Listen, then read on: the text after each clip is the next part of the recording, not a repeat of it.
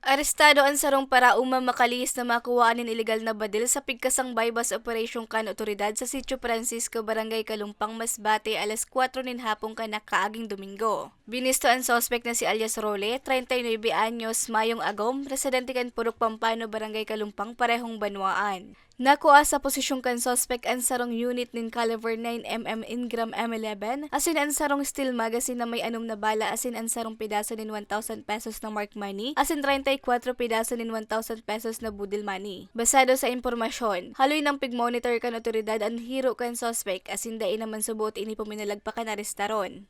Po na magkaroon ng operations against po dito sa mga badil na hindi dokumentado at mga sino-sino lang po ang nagmamayari. Kasi para maiwasan po natin yung krimen na nangyayari dito sa ating bayan na gamit po ang baril. So, it is one of our campaign na yung Upland Riot po na pinapairal namin dito, na makapag-operate tayo o makagkaroon tayo ng mga accomplishment sa baril. Considering na medyo sa panahon na to, tumataas din ang krimen na ginagamitan natin ng baril.